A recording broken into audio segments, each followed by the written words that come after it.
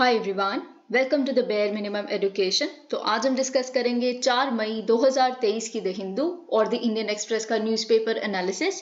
But before I start, I just want to say one thing that in case you find these videos helpful, you can always let me know that by commenting below, liking the video and subscribing to my channel if you haven't done that. तो आज के video का पहला article Indian Express का एक article है, not just wrestling, half of national sports federations don't have sexual harassment panel as per law. तो देखिए, आप जानते हैं POSH act, sexual harassment at work places act, right, ये आपके लिए बहुत ही ज्यादा इंपॉर्टेंट है इस बार के GS1 के पर्सपेक्टिव से, क्योंकि जो विमेन इश्यूज हैं वो GS1 का एक टॉपिक है। GS2 में भी इस पे क्वेश्चन आ सकता है, क्योंकि GS2 में भी मोर और लेस जो लॉ के प्रोविजंस है वो पूछे जाते हैं। पर अगर हम बात करें कि प्रीलिम्स के पर्सपेक्टिव से इस बार ये क्यों रेलेवेंट हो जाता है, क्योंकि रेसलर्स द्वारा जो एलिगेशंस लगाई जा रही हैं और जो एक पैनल की फाइंडिंग्स आई है वो ये है कि रेसलिंग फेडरेशन ऑफ इंडिया में एक ICC नहीं थी। तो ICC में कितनी मेंबर्स होने चाहिए, कितने विमेन मेंबर्स होने चाहिए, ये कुछ चीजें हैं जो पॉश एक्ट के बारे में आपको पता होनी चाहिए। और साथ ही में आप जानते हैं कम से कम 2 से 3 बार पिछले 10 सालों के अगर आप पेपर्स उठा के देखेंगे GS4 के, तो 2 से 3 केस स्टडीज आपको डेफिनेटली मिल जाएगी। I think posh related case studies बहुत ही ज्यादा एक रेकरिंग टॉपिक है। ओके कि आप इस जगह के एक एडमिनिस्ट्रेटर हैं और आप पे एलिगेशंस लगाई जा रही हैं आप ही की जूनियर द्वारा कि आपने इस तरह का कुछ किया है, जस्ट बिकॉज आप उनको डिसिप्लिन करने की कोशिश कर रहे थे, तो पॉश एक्ट के तहत आपके खिलाफ एलिगेशंस लगी हैं। तो कुछ चीजें ऑफ कोर्स इस तरह की आप पढ़ते हैं, लेकिन यहाँ पे हम देखते हैं क्या लिखा है, and it is very important. आज देखिए, हमें कुछ 2 एडिटोरियल्स डिस्कस करने हैं जो बहुत ही ज्यादा इंपॉर्टेंट है। इनफैक्ट उसमें से एक एडिटोरियल ऐसा है जो आपके जो आने वाला प्रीलिम्स है 2023 उसके पर्सपेक्टिव से बहुत ही ज्यादा इंपॉर्टेंट है, और ऑफ कोर्स मेंस के पर्सपेक्टिव से भी मैं बताऊंगी कैसे। ओके, पहले हम यहां देख लेते हैं। आप जानते हैं किस तरह का, और इनफैक्ट अगर आपने आज न्यूज देखी है सुबह, तो जो कल रात की वीडियोस रिलीज हुई हैं, जिस तरह का स्कफल हो गया रात को, कि आप जो आई थिंक कहीं कहीं उन्होंने चीजें मंगवानी थी सोने के लिए, क्योंकि बारिश आई तो एवरीथिंग वाज वेरी वेट, और किस तरह से police officers के बीच में the report says some of the policemen were actually drunk and they sort of resorted to beating up the wrestlers। तो ऐसा बहुत कुछ हो गया है, और आप जानते हैं किस एक्सटेंट का सपोर्ट एक्सटेंड किया जा रहा है रेसलर्स को। तो ऑफ कोर्स ये एक बहुत बड़ा, देखिए जब जनवरी में ही आया था ना, तो तब भी मैंने आपको यही कहा था कि it will turn into something at that time too. पर फिर जब हमने देखा कि शायद 3 दिन में ही वो प्रोटेस्ट कॉल ऑफ हो गई थी, तो क्योंकि उन्हें आश्वासन दिया गया था कि एक पैनल बैठेगा या जो भी हुआ, तो फिर इट वाज फाइन इनफ। तो अब फिर दोबारा दूसरी बार शुरू हुई हैं protest. I think it's the 12th day and everybody is extending support, be it some of the IAS officers also। in fact अगर आप कहीं IAS officers को follow करते हैं, तो not the former ones, I mean not the retired ones, current जो हैं IAS officers। खैर, जैसे यहाँ लिखा है, protest almost 24/7 in Jantar Mantar for 11 days and today is the 12th day and counting, knocking on the door of Supreme Court। आप जानते हैं FIRs में डिले हो गया था, दिल्ली पुलिस FIR रजिस्टर नहीं कर रही थी ब्रिजभूषण शरण जी के खिलाफ, तो इसीलिए सुप्रीम कोर्ट जाना पड़ा। और repeated appeals to fellow sports persons कि आप हमारा क्यों नहीं साथ दे रहे, it could be with you too, मतलब आपके साथ आज हमारे साथ है तो कल आपके साथ भी हो सकता है। आप जानते हैं इस तरह से विनेश फोगाट, साक्षी मलिक, बजरंग पुनिया, ये सारे बोल रहे हैं। ओके, और साथ ही में जैसे to the complaints of sexual harassment even as the prime accused digs his heels in. Okay,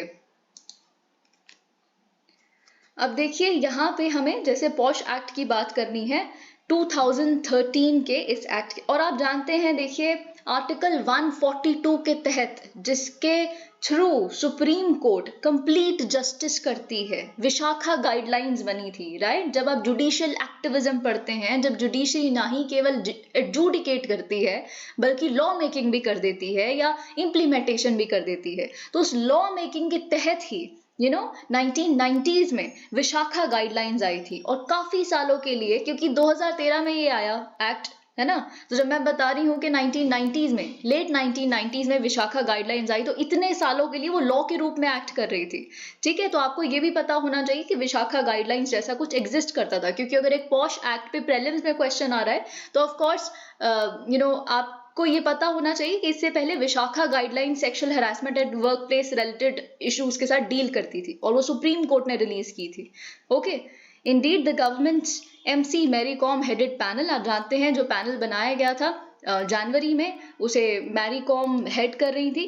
तो उन्होंने एलिगेशंस को देखा, परखा, सेक्सुअल हरासमेंट की जो एलिगेशंस थी, एंड फिर उसके बाद एक मेजर फाइंडिंग जो उस पैनल ने, अभी तक देखिए सारी फाइंडिंग्स तो रिलीज नहीं की है, और वो भी एक कंप्लेन है इन रेसलर्स की, लेकिन एक फाइंडिंग ये है जो मेजर फाइंडिंग है, और हम उसी के साथ यहाँ डील करेंगे, बाकी चीजें अभी डिस्कस नहीं करेंगे क्योंकि यहाँ नहीं लिखी।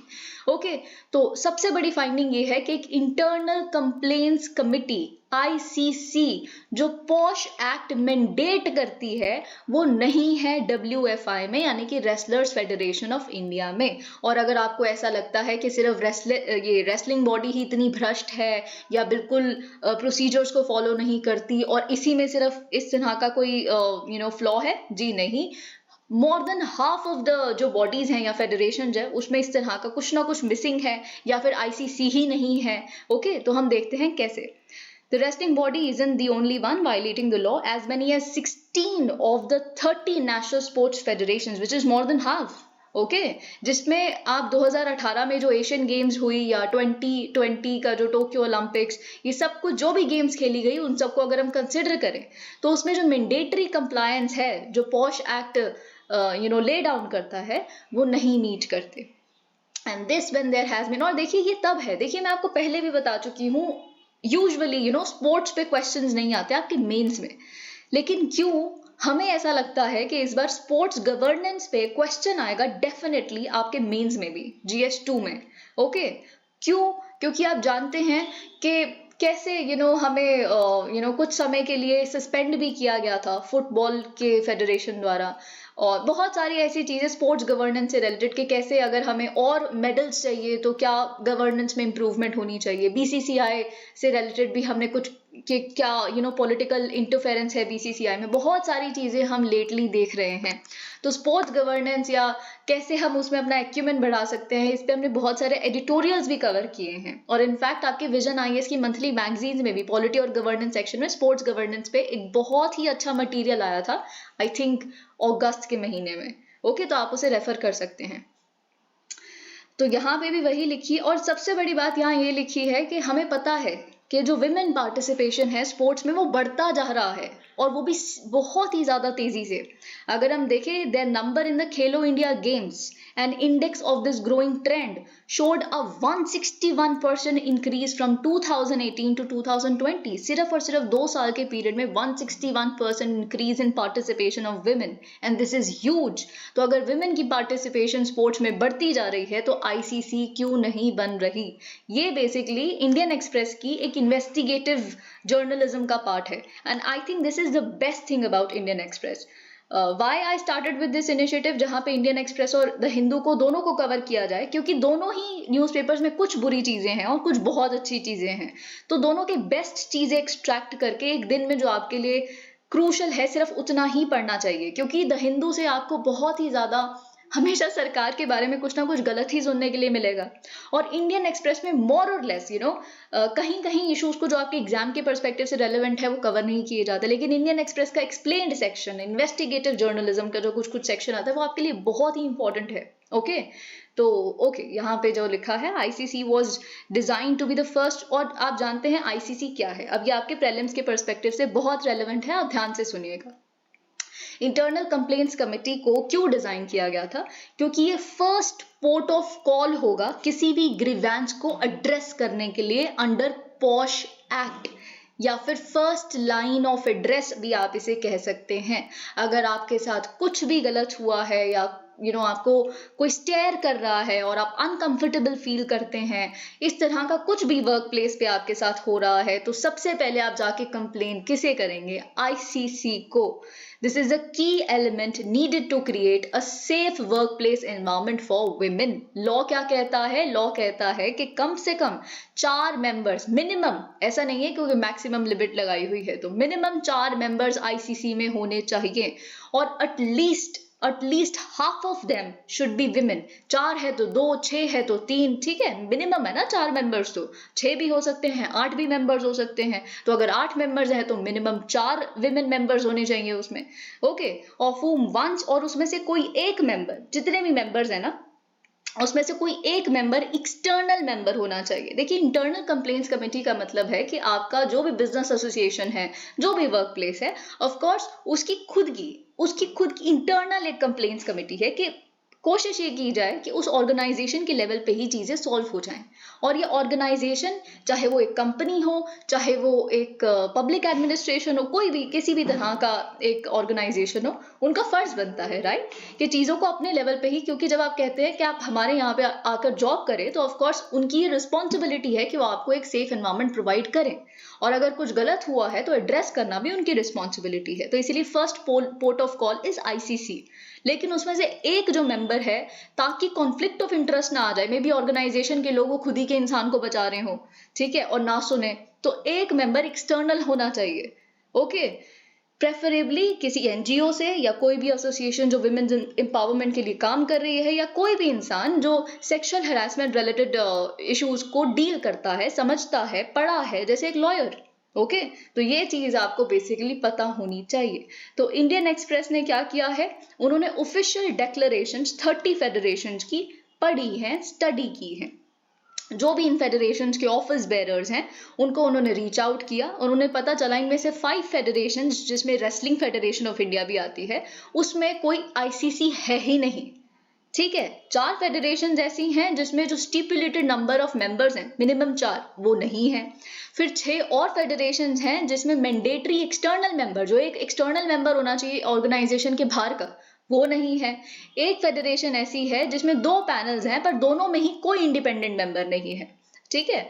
जो स्टेटस है आईसीसी का in each and the response of the federation is given below. हम इसमें से 2 देख लेते हैं बेसिकली कुछ एग्जाम्पल्स के रूप में, ऑल्दो ये आपके लिए इंपॉर्टेंट नहीं है, but just for more clarity. Gymnastics federation of India में कोई आईसीसी नहीं है, और ये कहते हैं कि हमारे पास एक इन्वेस्टिगेशन कमिटी है, ओके, जिसमें 2 विमेन है, ये 6 मेंबर पैनल है, लेकिन कोई एक्सटर्नल मेंबर नहीं है इसमें। देखिए, खुद ही देख लीजिए कि कितना फ्लॉ है। और देखिए 2013 में आ चुका है लॉ, ऐसा भी नहीं है कि कल आया है अभी और इसीलिए अभी तक इम्प्लीमेंट नहीं हुआ।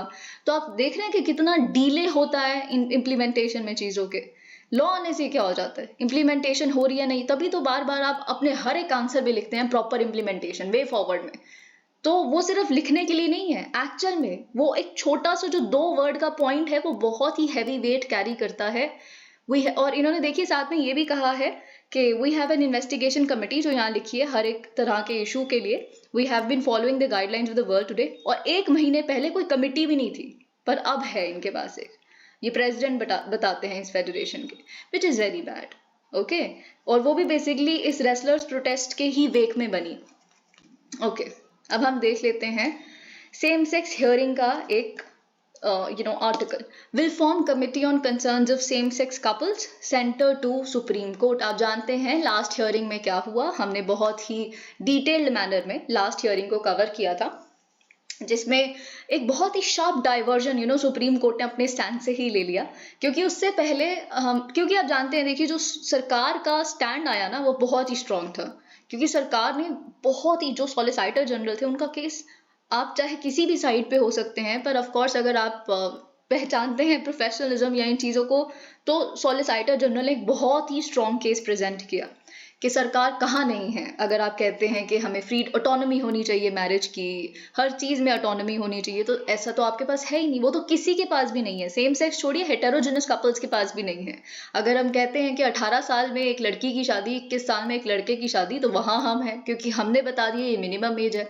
अगर हम कहते हैं कि इम्पोर्टेंस या इस नॉन फर्टाइल मैन अगर आपका हस्बैंड है, तो वो एक डिवोर्स का ग्राउंड बन सकता है। अगर आपको बात बाद में पता चले तो ये किसने बताया? सरकार ने बताया। तो सरकार तो हर जगह है।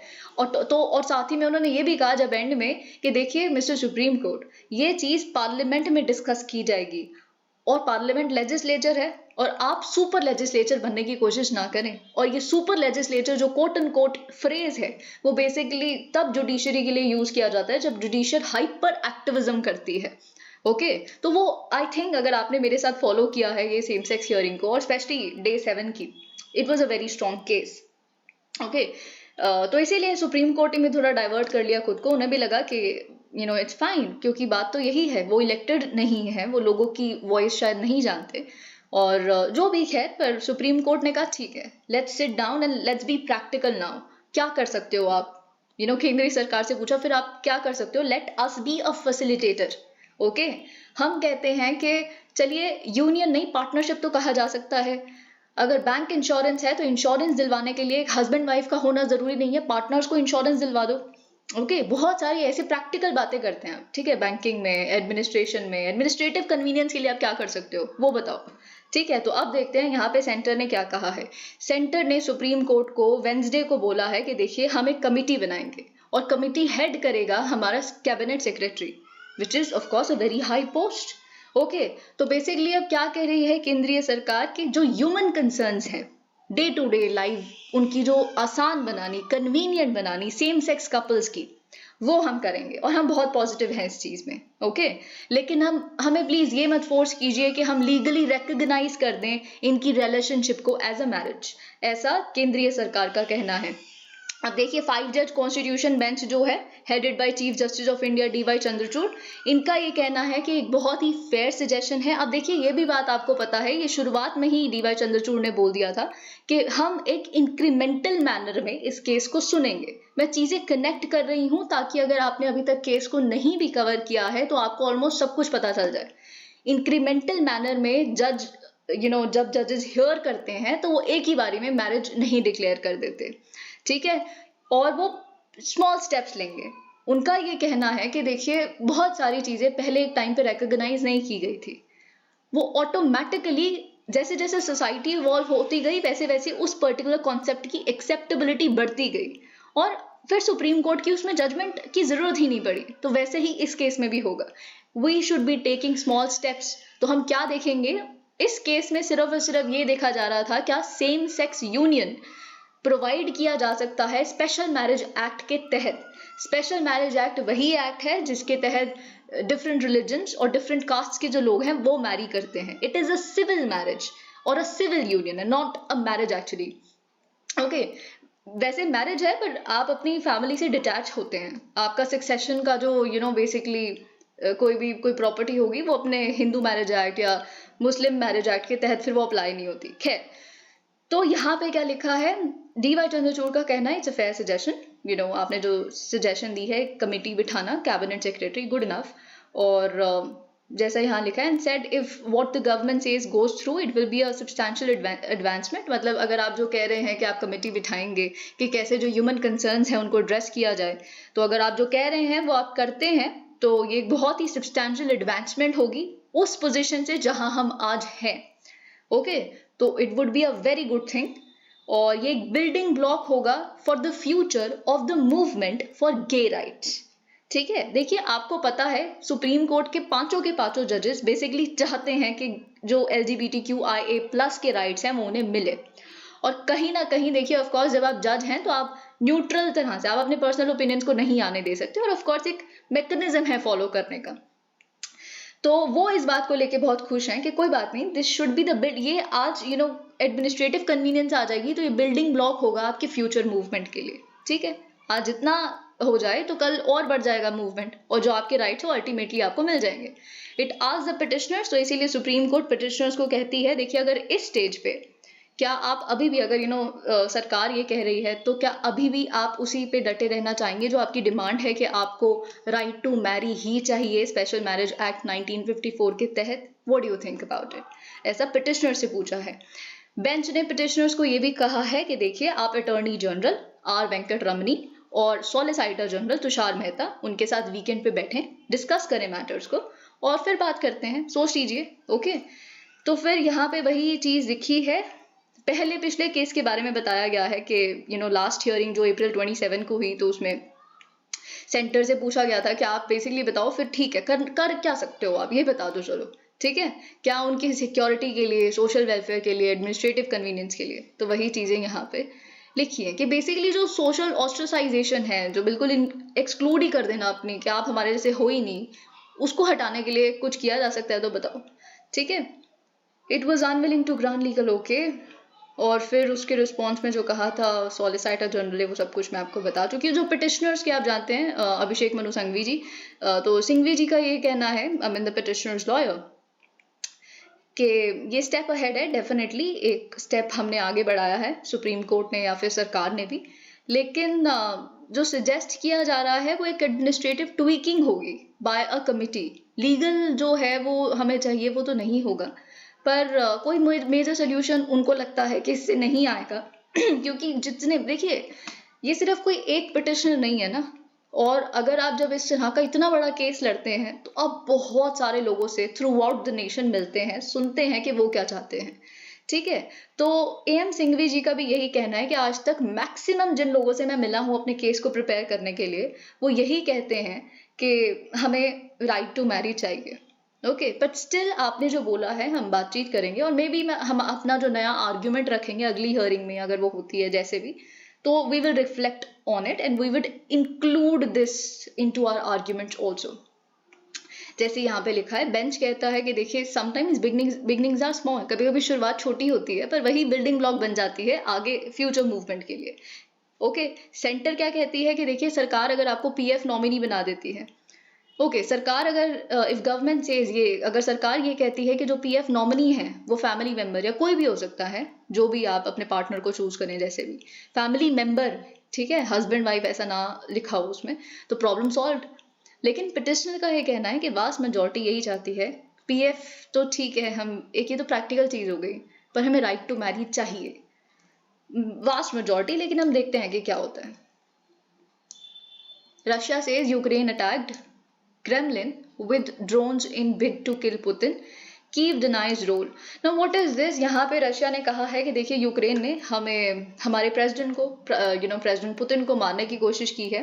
वो तो हमारा एक्यूमेन है, वो तो हमारी प्रोफेशनलिज्म और हमारी रेडीनेस थी कि हम अपने प्रेसिडेंट को बचा पाए इन ड्रोन अटैक्स द्वारा। क्रेमलिन के सिटाडेल पे ये अटैक हुआ था और वही सारी चीजें। लेकिन जेलेंस्की कह रहे हैं कि ये बकवास है सब कुछ, हम पुतिन को अटैक नहीं करेंगे और ना ही मॉस्को को, हम अपनी टेरिटरी पे लड़ाई लड़ रहे हैं, अपनी टेरिटरी को ही बचाने के लिए, ठीक है। और ये जो पुतिन ऐसे जेलेंस्की कह रहे हैं, just picking up the tone. और साथ ही में जेलेंस्की यानी कि यूक्रेन का ये भी कहना है, ये कुछ नहीं है, ये एक बहाना है। अब इन्होंने ये कह दिया कि पुतिन पे अटैक हुआ है, तो अब इसकी रिटेलिएशन में वो कुछ करेंगे ही, क्योंकि रशिया यही कह रही है कि क्योंकि हमारे प्रेसिडेंट पे अटैक हुआ है तो हम भी रिटेलिएट करेंगे। तो ये कुछ नहीं है, बस ग्राउंड क्लियर करना है इंटरनेशनल कम्युनिटी की आंखों में, क्योंकि पुतिन पे अटैक हुआ है तो हम सिर्फ रिटेलिएशन कर रहे हैं, जबकि ऐसा कुछ हुआ ही नहीं, हमने तो ऐसा कुछ किया ही नहीं, ठीक है। और बस हमें एक नए अटैक के लिए तैयार रहना है, इसीलिए हमने अलर्ट पे कर दिया है कीव को, सिटी को पूरी। So that's it. As a result of timely actions, okay, this I have discussed. Now we will discuss an editorial. Actually इस एडिटोरियल में कुछ नहीं है जो आपके लिए रेलेवेंट है except the first paragraph, but I will tell you in a story format certain things that you must know। और ये आपके इस बार के मेंस के पर्सपेक्टिव से भी रेलेवेंट है और इस बार के प्रीलिम्स के पर्सपेक्टिव से तो बहुत ही ज्यादा इंपॉर्टेंट है। मैं एक बार फिर आपके लिए रिपीट कर देती हूँ कि अगर आप सूडान कॉन्फ्लिक्ट से रिलेटेड आपके इस बार के प्रीलिम्स में क्या पूछा जा सकता है। पहली बात तो आपको सूडान टाइप क्लाइमेट यानी कि सवाना टाइप क्लाइमेट के बारे में पता होना चाहिए, which is the geography part और द वर्ल्ड ज्योग्राफी पार्ट। आपको गम अराबिक के बारे में पता होना चाहिए, जो फिजी ड्रिंक्स में यूज किया जाता है, क्योंकि अकाशिया ट्री से आता है। तो अकाशिया ट्री कौन से क्लाइमेटिक रीजन्स में पाया जाता है, अकाशिया ट्री क्या है क्या नहीं है, वो पल्सेस वाले लेग्यूमिनोसे फैमिली को बिलोंग करता है, कुछ कुछ चीजें जो हम डिस्कस कर चुके हैं। और आपको सूडान कॉन्फ्लिक्ट से रिलेटेड क्या पता होना चाहिए? माय सजेशन इज, अगर आपके पास टाइम है तो ओके, क्योंकि थोड़ा याद करने में डिफिकल्ट हो सकता है अगर आपके पास टाइम है तो, क्योंकि पोर्ट सूडान के बारे में इतनी सारी बातें हो रही हैं, तो आपको एटलीस्ट कुछ इंपॉर्टेंट पोर्ट्स पता होने चाहिए कि कौन सी कंट्री में है।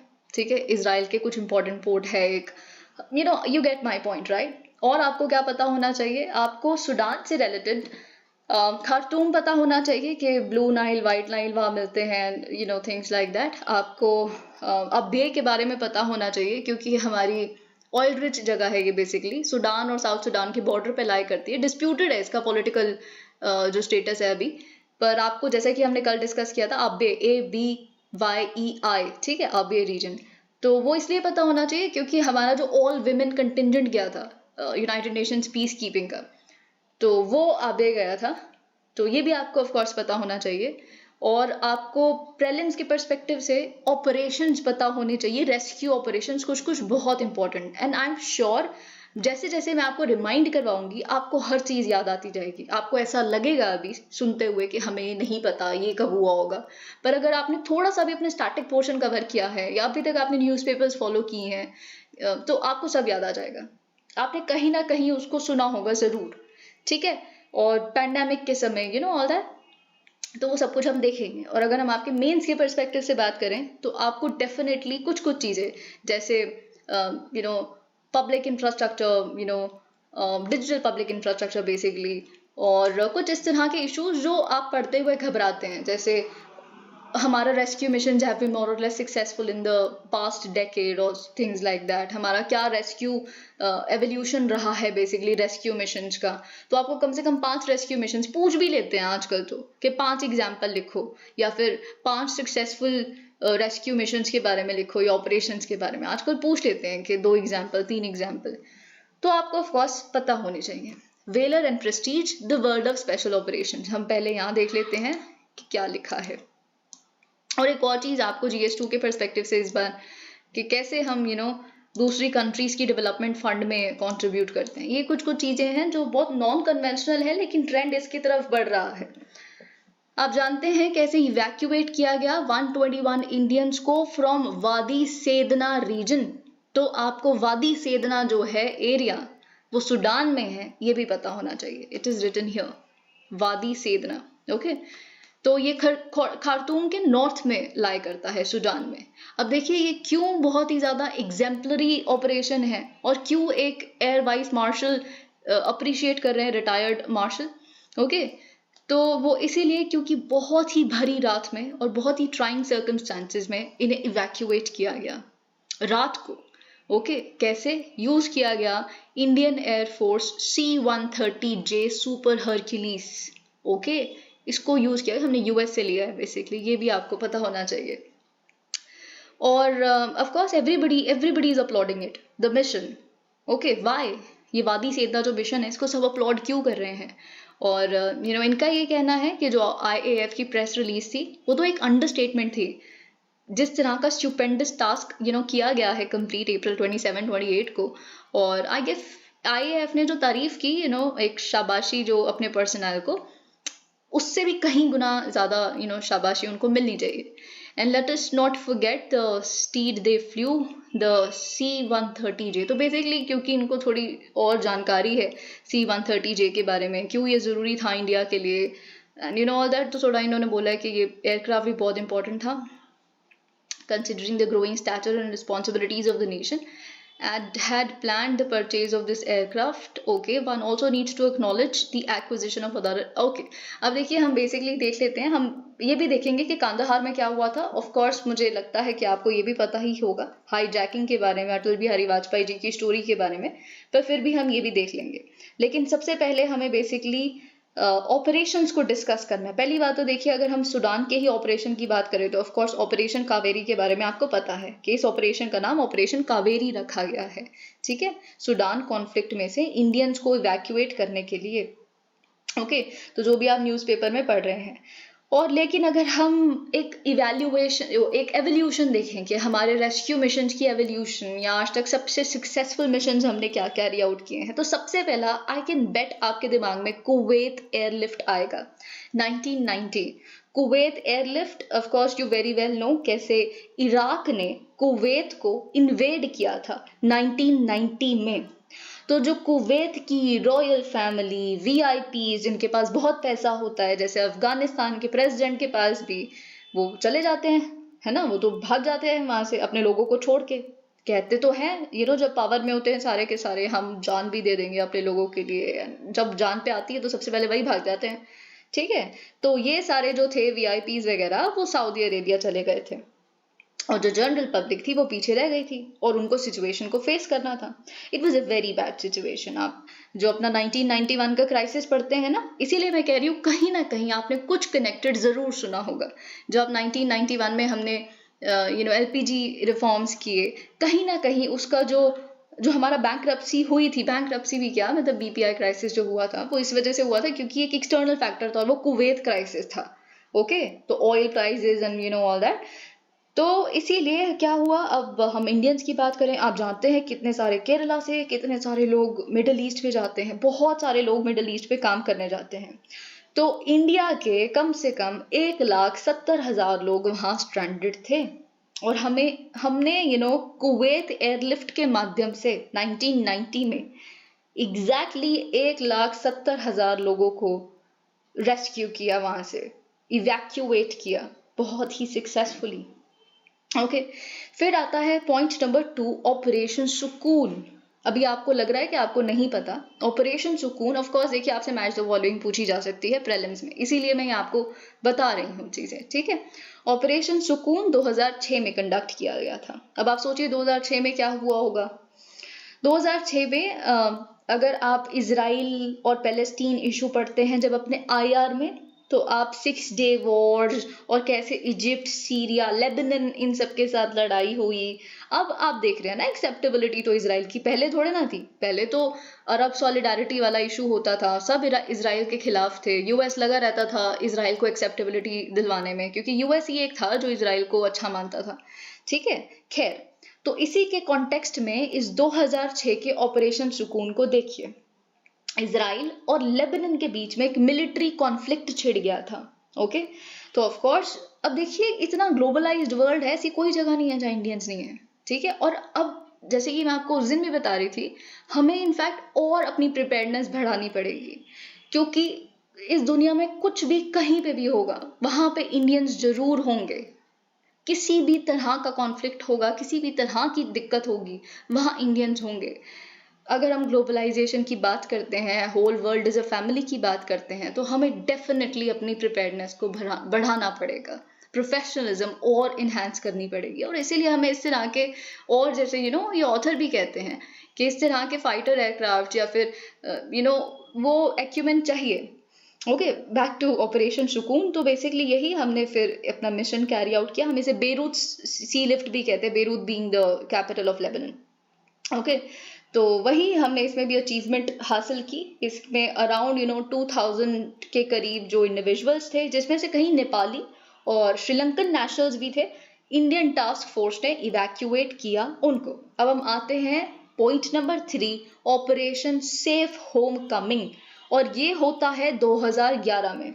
अब आप सोचिए 2011 में क्या हुआ होगा। इससे रिलेटेड भी आपने कुछ ना कुछ इंटरनेशनल अफेयर्स में या कुछ ना कुछ इधर उधर इंटरनेट पे कुछ कंटेंट कंज्यूम किया होगा या मेरे मुंह से ही सुना होगा, क्योंकि मैंने आपको जो डेमोक्रेसी से रिलेटेड, अरब स्प्रिंग से रिलेटेड एक बारी एक टॉपिक समझाया था कि कैसे अरब वर्ल्ड में भी यूजुअली कहा जाता है कि अरब वर्ल्ड और डेमोक्रेसी का कोई नाता नहीं है, इस्लामिक वर्ल्ड में डेमोक्रेसी नहीं हो सकती, ऐसा कहा जाता है। लेकिन 2011 के आसपास बहुत सारे अरब नेशंस ने, इस्लामिक नेशंस ने, मेजॉरिटी इस्लामिक नेशंस ने डेमोक्रेसी की मांग करनी शुरू की थी। और ये उसी समय की बात है 2011 की। ऑपरेशन, और सबसे ज्यादा लीबिया, आप याद कीजिए ये सब कुछ मैंने आपको बताया हुआ है। तो ऑपरेशन सेफ होम कमिंग में बेसिकली यही हुआ था। लीबिया में एक कॉन्फ्लिक्ट छिड़ गया था इन्हीं तरह की। सरकार तो ऑफ कोर्स नहीं चाहेगी, वो देखिए ऐसा होता है ना कि ये इस तरह के चीज़ों को एक्सप्लॉइट करके ना एक डेमागोगिक लीडर निकल आता है, अरे मैं आपकी मांग ये करूंगा हम, और फिर वो क्या होता है कि वो पावर में आ जाता है। ठीक है, लोगों को तो यही लगता है कि हमारा लीडर है, पावर में आ गया, और लेकिन फिर वही एक्सप्लॉइट करना शुरू कर देता है। यही हम सूडान में भी देख रहे हैं। ये दोनों के दोनों जो लड़ रहे हैं, इन्होंने क्या किया था, इन्होंने एक बहुत ही अथॉरिटेरियन लीडर को हटाया था, हम डेमोक्रेसी लाएंगे, इलेक्शन होगा, लेकिन दोनों आपस में ही लड़े जा रहे हैं और लोग कितने सारे मर गए हैं, और खुद ही के लोग, ये भी नहीं कि आप किसी एनिमी नेशन के लोगों को मार रहे हैं, खुद के लोगों की जान। ठीक है, तो खैर लीबिया में भी यही हो रहा था, तो हमने ऑपरेशन होम कमिंग 2011 में चलाया। ओके, यहाँ पे भी हमने सक्सेसफुली 15,000 इंडियन नेशनल्स को लीबिया से इवैक्यूएट किया। यहाँ पे हमारी इंडियन नेवी और इंडियन एयरफोर्स दोनों ने मोर और लेस इंडियन नेवी ने, क्योंकि अगर आप अफ्रीका और इस तरह के एरियाज को देखेंगे तो वहाँ पे सबसे ज्यादा नेवी का काम आता है। तो इंडियन नेवी ने एक बहुत ही सेफ सी रेस्क्यू मिशन चलाया, एयर भी था, एयर सी रेस्क्यू ऑपरेशन आप कह सकते हैं। अब हम नेक्स्ट पॉइंट पे आते हैं, ऑपरेशन मैत्री, जो आई थिंक बहुत बहुत ही ज्यादा इंपॉर्टेंट है, क्योंकि रिसेंट अब हम कुछ चीजें देखेंगे। ऑपरेशन मैत्री इज 2015, दिस इज नॉट मैत्री वैक्सीन इनिशिएटिव, ओके, क्योंकि ये 2015 की, और ये भी आपको पता होगा 2015 में क्या हुआ था, एक अर्थक्वेक हुआ था, कहाँ हुआ था, नेपाल में। तो इसीलिए मैं आपको कह रही हूँ कि ये चीजें याद करना बहुत आसान है आपके लिए, क्योंकि अगर आप सोचेंगे कि किस साल में हुआ तो आपको पता चल जाएगा इस साल में क्या हुआ होगा, तो किस कंट्री में हुआ था। ठीक है, तो ऑपरेशन मैत्री 2015 में बेसिकली जो नेपाल में अर्थक्वेक में करीब आई थिंक 5,000 से 6,000 जो लोग थे वो स्ट्रक थे, तो हमने उनको इवैक्यूएट किया था। ओके, तो ये चीज आपको पता होनी चाहिए, नेपाल से बेसिकली। और साथ ही में हमने रिकवरी में भी हेल्प किया था नेपाल को, नहीं केवल इवैक्यूएशन किया था, क्योंकि हमारी कंट्रीब्यूशन नेपाल अर्थक्वेक में बहुत थी। उनके साथ खड़े रहना, ऐसा नहीं है कि हम कोई सुपीरियर लोग हैं, नॉट एट ऑल। ऑपरेशन राहत, नेक्स्ट पॉइंट, 2015 में ही ये होता है। ठीक है, तो अब ये है बहुत ही रीसेंट, और ये ऑपरेशन राहत का पूछा जाना सबसे ज्यादा प्रोबेबल है आपके प्रीलिम्स में। क्यों? क्योंकि हम रिसेंटली क्या देख रहे हैं कि सऊदी अरेबिया और यमन दोनों कंट्रीज दोबारा रेप्रोचमेंट कर रही हैं। ओके, और सऊदी अरेबिया खैर ईरान के साथ भी रेप्रोचमेंट कर रही है, जो चाइना ब्रोकर्ड डील हुई है दोनों के बीच में कि हम दोनों एक दूसरे के कंट्रीज में एक एक डिप्लोमेट को दोबारा से एम्बेसी खोलेंगे, ऑल दैट। तो और यमन के बीच में भी और सऊदी अरेबिया के बीच में भी रिश्ते सुधर रहे हैं। फाइनली आप कह सकते हैं कि खैर हम देखेंगे हूथी रिबेल्स के बारे में। ठीक है, ओके, सो ऑपरेशन राहत अगर हम बात करें 2015 में, तो आप जानते हैं यमन में किस तरह की सिविल वॉर कितने सालों से चल रही है। ओके, तो किसके बीच में, जो हाउदी रिबेल्स या हूथी रिबेल्स जैसे भी आप प्रोनाउंस करते हैं, और जो यमन की सरकार है उनके बीच में। और हूथी रिबेल्स को किन की बैकिंग है? ईरान की। तो मोर or less I hope you get my point, the proxy thing.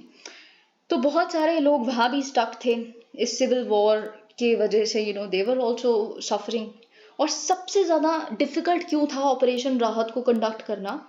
क्योंकि यमन आप जा नहीं सकते, फ्लाई करके जा नहीं सकते रेस्क्यू करने के लिए, क्योंकि सऊदी अरेबिया ने नो फ्लाई जोन इम्पोज कर दिया था। कैसे जाओगे आप वहां तक, पहुंचोगे कैसे? तो इसीलिए उनको रेस्क्यू करना सबसे ज्यादा मुश्किल हो गया था हमारे लिए, पर फिर भी हमने काफी सक्सेसफुली ऑपरेशन राहत को कंडक्ट किया। कम से कम 5,000 से 6,000 इंडियंस को वहां से, नहीं केवल इंडियंस को, we are what we are, हम फॉरेन नेशनल्स को भी इवैक्यूएट करके लाए। इनफैक्ट आप बहुत सारे ऑपरेशन जो इस तरह के रेस्क्यू मिशन देखेंगे, हम पाकिस्तानी नेशनल्स को भी लेके आते हैं, श्रीलंकन नेशनल्स को, बांग्लादेशी नेशनल्स को, खैर ये तो दोस्त हैं फिर भी हमारे, पाकिस्तानी नेशनल्स को भी। ओके, फिर आते हैं नेक्स्ट पॉइंट पे, evacuation from Brussels. Now this is not important, फिर भी क्योंकि आपको पता होना चाहिए, बहुत रिसेंट है, 2016 में हुआ है, बस इसलिए क्योंकि ब्रसल्स में, बेल्जियम यानी कि, कुछ टेररिस्ट अटैक हो गया था, उसकी वजह से हम कुछ 200 के करीब इंडियंस थे, very small mission, so not important. और अब हम और इम्पोर्टेंट चीजों पे आ जाते हैं। ठीक है, ऑपरेशन राहत आपको याद रखना है, ऑपरेशन राहत कहाँ हुआ है? यमन। ऑपरेशन आपको मैत्री पता होना चाहिए, नेपाल। ठीक है, और आपको ऑपरेशन समुद्र सेतु, और ये आपको पता है क्योंकि ये पेंडेमिक के समय में हुआ है 2020 में। ऑपरेशन समुद्र सेतु मतलब ऑफ कोर्स समुद्र के रूट से लाए होंगे आप रेस्क्यू करके। ठीक है, so it was a naval operation to repatriate the stranded citizens from overseas. Okay, इसमें कम से कम हम 4,000 के करीब जो लोग थे डिफरेंट डिफरेंट एरियाज से उनको हमने बहुत सारे अपनी नेवल शिप्स को भी हमने इसमें एरावत बहुत सारे नेवल शिप्स को डिप्लॉय किया और कम से कम 23,000 किलोमीटर हमने सी का रूट तय किया ऑपरेशन समुद्र सेतु में अपने इंडियंस को इवैक्यूएट करने के लिए। फिर सबसे ज़्यादा जो आप सुनते ही हैं वंदे भारत मिशन 2020 का, कैसे हमने कोविड-19 पैंडेमिक में स्पेशली जो वेस्ट एशिया में स्ट्रैंडेड थे और हर जगह खैर पर बहुत सारे लोग वेस्ट एशिया जाते हैं तो इसीलिए अबू धाबी दुबई तो कौन नहीं जाता, इसीलिए तो करीब 6 मिलियन जो इंडियंस थे हम उन्हें वापस लेके आए। फिर आता है ऑपरेशन देवी शक्ति 2021, वेरी वेरी इंपॉर्टेंट, ये अफगानिस्तान से रिलेटेड है। ओके अफगानिस्तान में जब basically Taliban take over and all of that, फिर जब हम कुछ 700 इंडियंस, क्योंकि 700 एक बहुत बड़ा टर्म बन गया था। अब याद कीजिए आपने बहुत सारे सोशल मीडिया प्लेटफॉर्म से 700 इंडियंस आर बैक ऑपरेशन देवी शक्ति, और हम कुछ 100 या आई थिंक 70 के करीब अफगान नेशनल्स को भी, स्पेशली सिख अफगान नेशनल्स को लेके आए थे। ठीक है, फिर बहुत रिसेंटली, क्योंकि अगर हम यहाँ सूडान के केस में ऑपरेशन कावेरी देख रहे हैं तो आपको ऑपरेशन गंगा के बारे में भी पता होना चाहिए। Operation Ganga very recent Russia Ukraine conflict के, जब हम यूक्रेनियन रीजन में इंडियन स्पेशली जो स्टूडेंट्स हैं MBBS के वहां गए हुए थे, हम उनको वापस लेके आए। ठीक है, तो आपको ये कुछ मिशन के बारे में डेफिनेटली पता होना चाहिए। ऑपरेशन राहत आया अगेन रिपीट यमन, ओके आपको याद होना चाहिए। Valour and prestige, okay this we have done. Impact of Kandahar, अब ये भी बेसिकली जो हाईजैकिंग हुई थी आप जानते हैं IC-814 की, इंडियन एयरलाइंस फ्लाइट IC-814, कैसे काठमांडू से न्यू दिल्ली आना था लेकिन कहाँ उसे डाइवर्ट करके कहाँ ले जाएगा, अफगानिस्तान में। ओके और फिर उन्होंने बदले में मांगा हम आपके लोगों को जो हॉस्टेज में लिया है तब छोड़ेंगे जब आप हमारे टेररिस्ट को रिलीज करेंगे। हम इस चीज को होने से रोक सकते थे, पर क्योंकि ऐसा ऑथर कहते हैं अगर हमारे पास फ्रांस जैसा, क्योंकि फ्रांस ने ऐसा रेस्क्यू मिशन कंडक्ट किया हुआ था युगांडा में, लेकिन अगर हमारे पास C-130J जैसा कुछ होता तो आज हमारे पास है तो हम बहुत खुश हैं, पर हम उस तरह की सिचुएशन को भी अराइज होने से रोक सकते थे। हमें कभी टेररिस्ट को रिलीज ना करना पड़ता। अगर हम इंडियन एक्सप्रेस में एक एडिटोरियल रह गया था विच इज़ वेरी इंपॉर्टेंट, तो हम वो देख लेते हैं। Oceans 20, this is about CAG। अब देखिए ये आपके इस बार के मेंस के पर्सपेक्टिव से, क्योंकि मैं आपको बहुत बार बता चुकी हूँ कि इकोनॉमी कैसे इकोनॉमिक इंस्टीट्यूशंस खुद को ग्रीन कर रहे हैं। जैसे अगर हम बात करें RBI की तरफ से बहुत सारे वाइट पेपर्स रिलीज किए जा रहे हैं। अगर RBI प्रायोरिटी सेक्टर लेंडिंग में रिन्यूएबल एनर्जी के जो प्रोजेक्ट्स हैं उनको प्रायोरिटी सेक्टर लेंडिंग में रखता है तो ये एक पॉइंट है।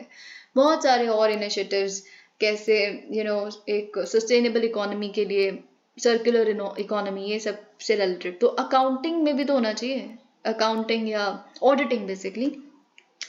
तो ऑडिटिंग में भी तो ये होना चाहिए कि अगर आप एक प्रोजेक्ट फॉलो कर रहे हैं और आप कह रहे हैं कि हम ऐसा करेंगे इस प्रोजेक्ट को इम्प्लीमेंट, तो क्या एग्जैक्टली वैसी इम्प्लीमेंटेशन हुई है? क्या सस्टेनेबल है आपका वो प्रोजेक्ट? क्या आप कोस्टल रेगुलेशन जोन के जो गाइडलाइंस हैं जो 2011-2019 में उसको अमेंड किया गया, क्या आप उसे इम्प्लीमेंट करते हैं? इसको भी तो ऑडिट करना जरूरी है, राइट? तो यहाँ पे CAG का रोल आता है और कुछ बड़ा होने वाला है, हम देखते हैं क्या। ऐसा खुद GC मुर्मू जी बता रहे हैं। ओके तो वी विल रीड जो हमारे CAG हैं बेसिकली। आप जानते हैं G20 के चेयर हैं हम। 1 अर्थ 1 फैमिली 1 फ्यूचर। 1 अर्थ, एक ही अर्थ है, हम एक ही फैमिली हैं, एक ही फ्यूचर है सबका। एक ही अर्थ है तो सारे एक फैमिली मिलके बचा लो इसको, क्योंकि फ्यूचर सबका ही बर्बाद हो जाएगा अगर नहीं बचाएंगे। तो इसका मतलब क्या है कि हमने अपने G20 की प्रेसिडेंसी में एक सबसे बड़ा जो एक कोर पे इशू है वो है ग्रीन डेवलपमेंट का। हमारी कमिटमेंट इस लोगों में दिखती है, ग्रीन इकोनॉमी के लिए, सर्कुलर इकोनॉमी के लिए, एक लाइफस्टाइल चेंज के लिए जो सबको करना चाहिए, क्योंकि सबका फ्यूचर एक ही है। और हम सोचते हैं कि इस तरह के चेंजेस द्वारा ही हम 2030 के SDGs को इम्प्लीमेंट कर पाएंगे, अचीव कर पाएंगे। अब देखिए यहाँ पे CAG, controller and auditor general of India, आप जानते हैं और ये मैं आपको बता चुकी हूँ जब हम अपनी विजन IAS की मैगजीन्स डिस्कस कर रहे थे। तो CAG इस बार SAI सुप्रीम ऑडिटिंग अथॉरिटी जो इंस्टीट्यूशन है, सुप्रीम ऑडिट इंस्टीट्यूशंस 20 यानी कि जो G20 के जैसे हमारे केस में इंडिया का CAG है, वैसे उनके कुछ ऑडिटिंग जनरल्स होंगे या इस तरह से 20 कंट्रीज के। तो ये SAI-20 को चेयर करेगी CAG, ठीक है। तो the engagement group for supreme audit institutions of G20 countries Goa में ये मीटिंग होगी जून में, ठीक है। 2 प्रायोरिटीज जो हमने खुद के लिए चॉक आउट की हैं वो है प्रायोरिटीज इन द सेंस किन चीज़ों पे बातें करेंगे, डेलिब्रेट करेंगे। वो एक है ब्लू इकोनॉमी, दूसरा है रिस्पॉन्सिबल आर्टिफिशियल इंटेलिजेंस, जो आई थिंक बहुत ही ज़्यादा इंपॉर्टेंट है। EU has come up with a draft जो अपना AI Act के लिए, G7 is working on it, of course EU and G7 they together are working on it. Elon Musk along with a lot of scientists and businessmen they've signed a letter, कि हमें एक responsible AI, अब थोड़ा break लगा दो AI की advancement में, कभी ह्यूमन कंपेटिटिव ना बन जाए आर्टिफिशियल इंटेलिजेंस। ओके, तो बहुत सारी चीज़ें हम देख रहे हैं जो आपको पता होनी चाहिए, आपके प्रीलिम्स में जोनों के पर्सपेक्टिव से इंपॉर्टेंट है। Engagement of supreme auditing institutions in advising executives is crucial in balancing key developmental concerns while ensuring sustainable development. SAI's role in promoting intergenerational, आप जानते हैं, देखिए ऑडिटिंग इंस्टीट्यूशंस क्या, अगर आप गलत पैसा खर्च कर रहे हो तो मतलब आपकी फ्यूचर जनरेशन के पास, आपके आने वाली जनरेशन के पास वो पैसा नहीं होगा ना जो उनका था, क्योंकि आपने करप्ट थे, या जो आप बता रहे हो उतना खर्च नहीं, खर्च आप बता रहे हो ज़्यादा हो रहा है, हो कम रहा है, क्योंकि वो बचा हुआ आपने कहीं और लगाना है। ये सारी चीज़ें ऑडिटिंग इंस्टीट्यूशंस करते हैं। तो इंटर जनरेशनल इक्विटी वही बेसिकली इंश्योर कर सकते हैं। और साथ ही में और भी बहुत सारी चीज़ें हम रिसेंटली देख रहे हैं। देखिए एक और बात, क्योंकि अब ग्रीन बॉन्ड, ब्लू बॉन्ड, इन सारी चीज़ों की बात है, तो इकोनॉमी और एनवायरनमेंट का कंसेंसस क्या है, ठीक है। जो भी मैं आपको बता रही थी कि priority sector lending and green bonds and this that, ये सब कुछ भी लिखिए आप अपने आंसर पे, ठीक है। तो वैसे ही जो सुप्रीम ऑडिटिंग इंस्टीट्यूशंस हैं, जैसे कि यहाँ लिखा है, वो क्लाइमेट चेंज कंसर्न्स को भी एड्रेस करने लगे हैं, ओके। और बताने लगे हैं कि क्लाइमेट चेंज कैसे ऑडिट करके, ओके, कहीं इससे हार्म तो नहीं हो रहा हमारे कोस्टल कम्युनिटीज़ को या जैसे भी, ठीक है। तो इसीलिए जो बेनिफिट्स हैं of economic growth are shared fairly across generations and this is exactly what should be the thing for SAI-20 the CAG। अब देखिए, क्योंकि हम चेयर कर रहे हैं SAI-20 को, जून में गोवा में मीटिंग है, तो हमने क्या करना है, CAG कह रही है कि हम क्या करेंगे, हम टेक्नोलॉजी ड्रिवन टूल्स को या टूल किट को प्रिपेयर कर रहे हैं, ओके, कि कैसे असेस किया जाए। ये कॉमन टूल किट होगी, 20 कंट्रीज के साथ हम शेयर करेंगे, ठीक है। तो कैसे असेस किया जाए ऑथराइज्ड डेवलपमेंट को इन coastal stretches and track marine water quality, जो आप इंफ्रास्ट्रक्चर प्रोजेक्ट्स वगैरह जो भी, उससे मरीन वाटर क्वालिटी कितनी डैम्पन हो रही है, नहीं हो रही, या फिर जो आपने बोला था सस्टेनेबल तरीके से किया है, बहुत सारी ऐसी चीज़ें, वो तो हम ऑफकोर्स जब जून में होगा तब डिस्कस करेंगे। SAI-20 member countries are being engaged in a collaborative exercise to evolve globally relevant audit toolkits. तो सारे मिल के काम कर रहे हैं बेसिकली, कैसे ग्लोबली रेलेवेंट टूल किट्स बनाई जाए, केस स्टडीज को पढ़ के, चैलेंजेस को देख के, ब्रॉडर फ्रेमवर्क को देख के, auditing coastal spaces which inter area include legal and institutional frameworks, compliance to coastal regulation, biodiversity conservation, SDGs, and things like that. अब देखिए, जो ब्लू इकोनॉमी में इंटरेस्ट है, this is very relevant and very important. अगर blue economy पे कोई question आ जाता है GS3 में, जो कि आ सकता है बिल्कुल, या GS1 में भी आ सकता है, पर क्योंकि इकोनॉमी है तो GS3 में, अदरवाइज एनवायरमेंट रिलेटेड क्वेश्चन आपके GS1 में भी आते हैं, ठीक है। तो आपको, अगर आप कोई भी आंसर लिख रहे हैं ना, इकोनॉमी और एनवायरमेंट पे नेक्सस या ब्लू इकोनॉमी, तो आप 2018 के कुछ प्रिंसिपल्स हैं UNEP के, पहली बार संसार में UNEP क्या लेके आया था, sustainable blue economy finance principles, कि ब्लू इकोनॉमी को कैसे फिनेंस करना है। तो 14 प्रिंसिपल्स हैं। अगर आप UNEP की वेबसाइट पे जाएंगे तो आपको 14 के 14 प्रिंसिपल्स मिल जाएंगे, जो बेसिकली हर एक तरह के इन्वेस्टर, इंश्योरर या फिर बैंकर, इन सबको फॉलो करना चाहिए अगर उन्हें SDG 14 यानी कि लाइफ बिलो वाटर को इम्प्लीमेंट करना है तो सही से, ठीक है। तो अगर आप वो 14 के 14 प्रिंसिपल्स देखेंगे तो वही जो होता है, ट्रांसपेरेंसी है ना, और इंक्लूसिव, कि हर एक इन्वेस्टमेंट को सपोर्ट किया जाना चाहिए जो लोकल लाइवलीहुड्स को इन्हांस करे, सारे रेलेवेंट स्टेक होल्डर्स जो भी आसपास रह रहे हैं उन पे क्या इम्पैक्ट होगा, उनको भी मद्देनजर रखा जाए। जो भी इश्यूज जो उनके लिए मिटिगेटिंग होंगे उनको अवॉइड किया जाए। बहुत सारी ऐसी चीजें, ठीक है। प्रोटेक्टिव एक प्रिंसिपल है, प्रोटेक्टिव के कैसे उस हर तरह की इन्वेस्टमेंट को, एक्टिविटी को, प्रोजेक्ट को सपोर्ट किया जाना चाहिए जो हमारी डाइवर्सिटी, क्योंकि देखिए ऑफ कोर्स अगर आप फॉर एग्जांपल वॉल्स बना रहे हैं ताकि साइक्लोन्स जो है वो जो इस तरफ जो लोग रहते हैं बीच के उनको इम्पैक्ट ना करें, तो आप वॉल्स खड़ी कर रहे हैं, सी वॉल्स फॉर एग्जांपल, वो एक इन्वेस्टमेंट है। तो इस तरह के प्रोटेक्टिव इन्वेस्टमेंट्स को और इनकरेज किया जाए, सपोर्ट किया जाए, ठीक है। जो बैंकर्स हैं या वो लोन दें इन तरह की इन्वेस्टमेंट्स को या इन तरह के प्रोजेक्ट्स को, ठीक है। तो ये सारी चीजें, रिस्क अवेयर जो प्रोजेक्ट्स हैं कि उन्हें पता है कि इस प्रोजेक्ट का क्या रिस्क हो सकता है क्या नहीं, और फिर उसको काटने के लिए वो क्या करेंगे इन्वेस्टमेंट। तो इन तरह के प्रिंसिपल्स हैं कुछ कुछ। तो आपको वैसे कुछ नहीं करना, आपने बस ये लिखना है UNEP's 2018 Sustainable Blue Economy Finance Principles, a framework investors can use to fund ocean-based industries, as I just told you. Financiers can use it as a reference point, एक गाइड की तरह यूज किया जा सकता है कि कैसे उनकी जो मरीन इन्वेस्टमेंट है वो लाइवलीहुड पे या पॉवर्टी इराडिकेशन में हेल्प कर रही है।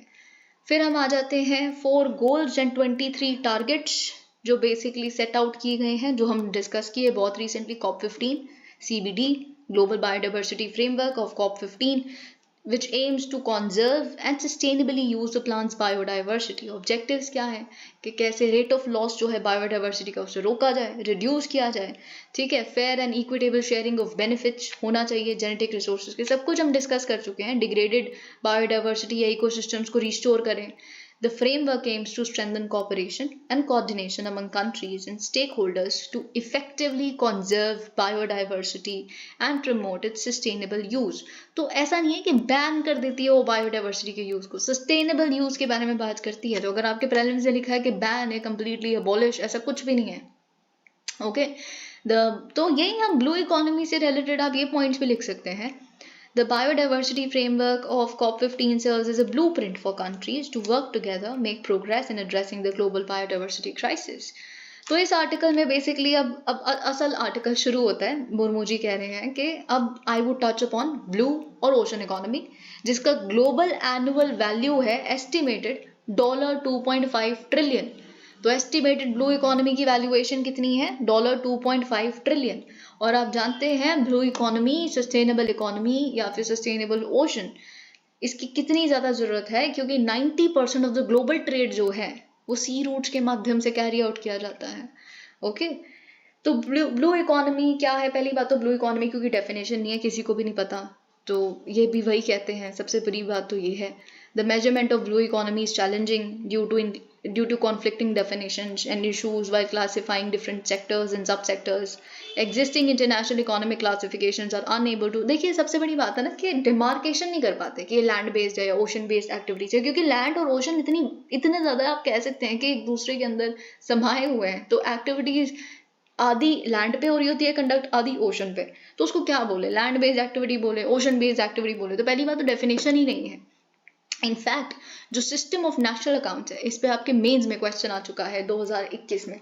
जो सिस्टम ऑफ नेशनल अकाउंट्स है वो भी बेसिकली प्रोवाइड नहीं करता clear understanding of blue economy. Accounting में बेसिकली अगर आप रख रहे हैं जीडीपी भी अगर कैलकुलेट करनी हो तो ये ब्लू इकोनॉमी से इतना पैसा आया, इतना गया, रिसीट, एक्सपेंडिचर, वो एक ब्लू इकोनॉमी में कुछ वहाँ पे मेंशन ही नहीं है, ठीक है।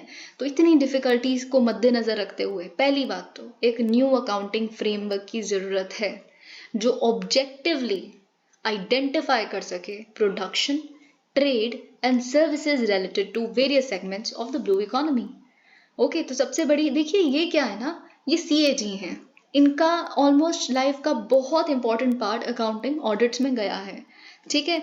और इस तरह के बहुत क्रूशल काम किए हैं CAG ने हमारे, ठीक है।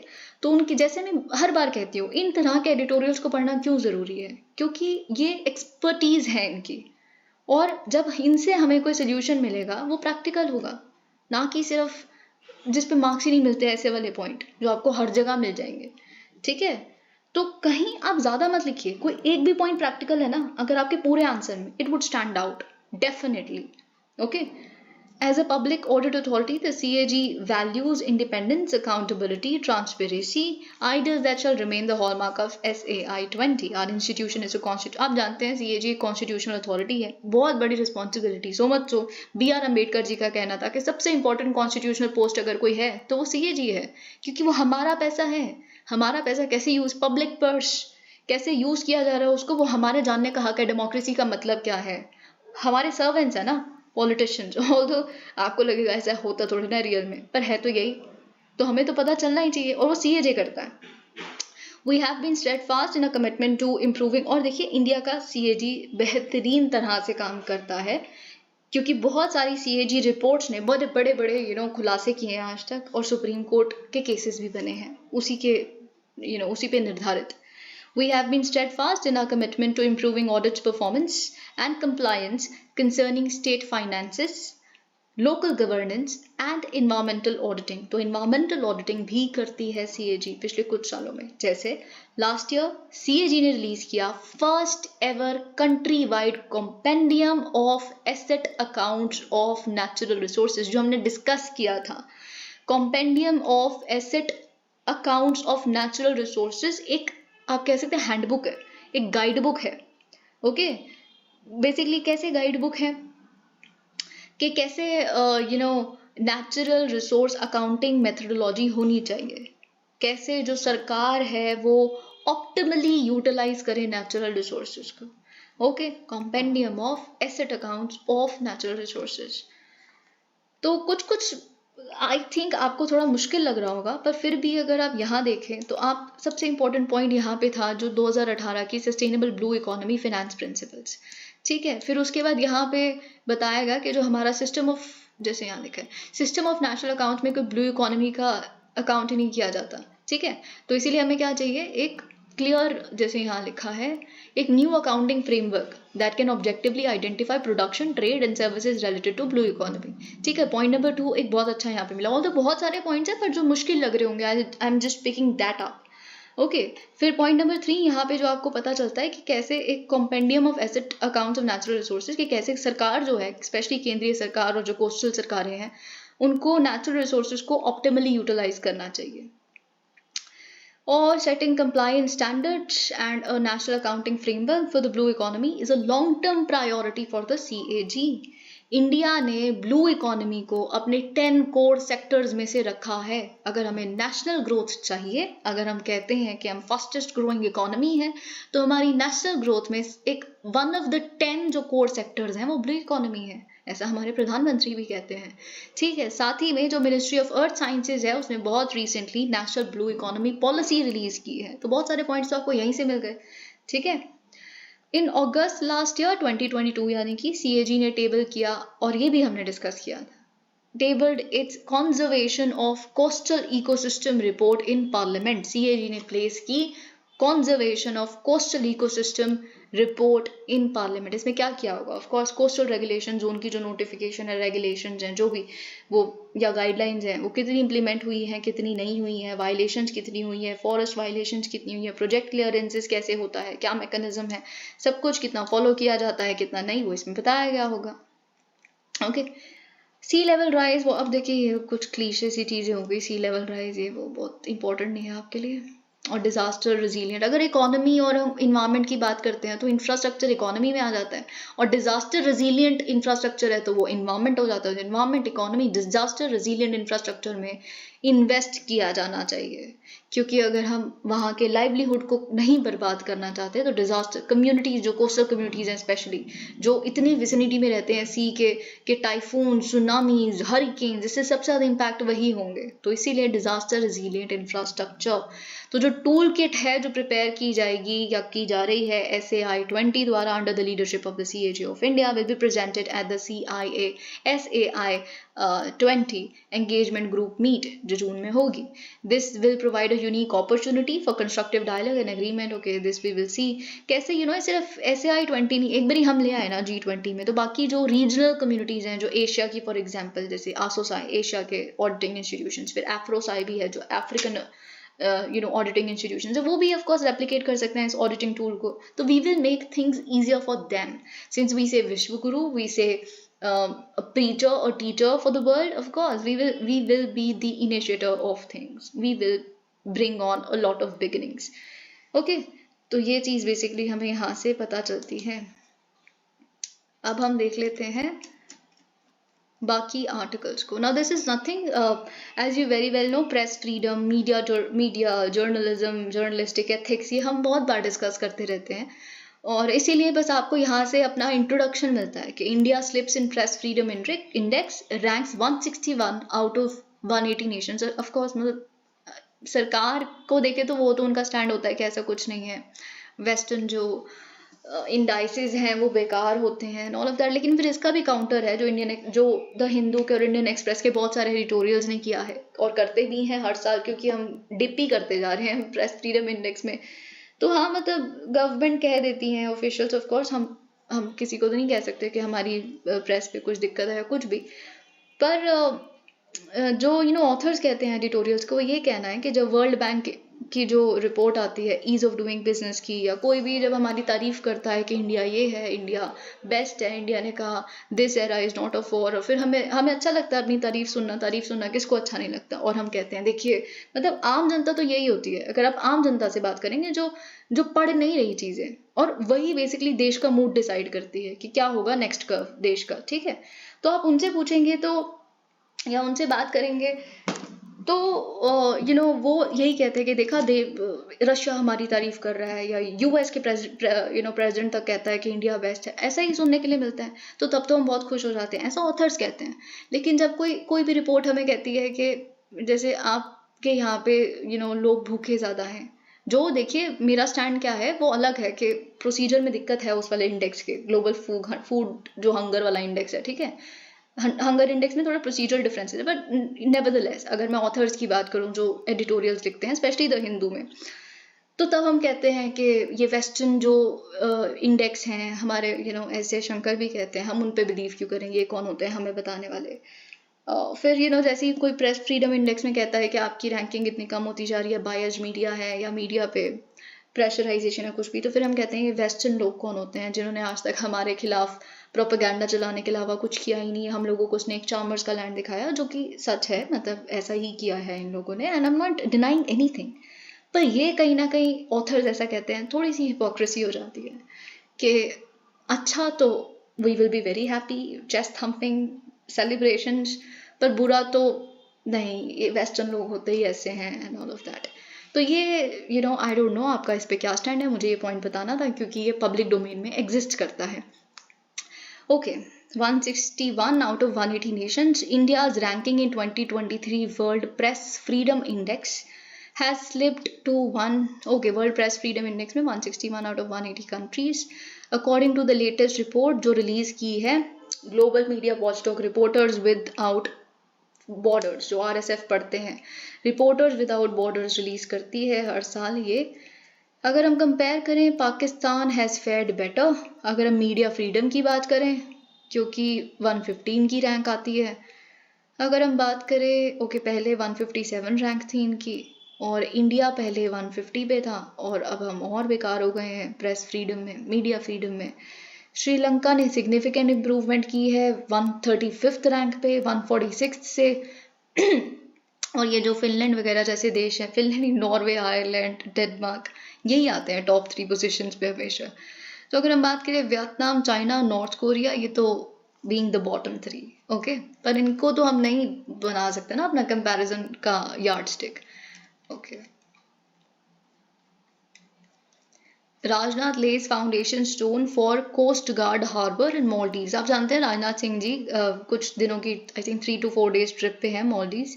तो आपको बस यहाँ पे इतना सा रेलेवेंट है कि जो defence, Maldives national defence forces coast guard, Ekatha harbour कहाँ है, वो मॉलडीव्स में है, जो हमने बेसिकली इनॉग्रेट किया है. तो वो आपको पता होना चाहिए. Defence minister Rajnath Singh and his Maldivian counterpart Mariya Didi on Wednesday led the foundation stone for the Maldives National Defense Forces Coast Guard Ekta Harbour, the development of the Coast Guard Harbour and repair facility at Silfavaru is one of the biggest grant in aid projects जो India ने किया है. इसीलिए हमारी development related जो funding है, जो Maldives को कर रहे हैं, नेपाल को करते हैं, श्रीलंका को करते हैं, मॉरिशस को करते हैं, बहुत सारी कंट्रीज, वो बढ़ती जा रही है। ओके, तो ये चीज़ बेसिकली यहाँ पे लिखी है। Alright, thank you so much. Okay, no, some articles are left here. अब देखिए, ये I just sort of ended up marking the entire article, क्योंकि मुझे पढ़ना था, पर आपके वैसे एग्जाम के पर्सपेक्टिव से इसमें कुछ रेलिवेंट नहीं है, फिर भी आपको पता होना चाहिए। 13-year-old opens fire in classroom in Serbia.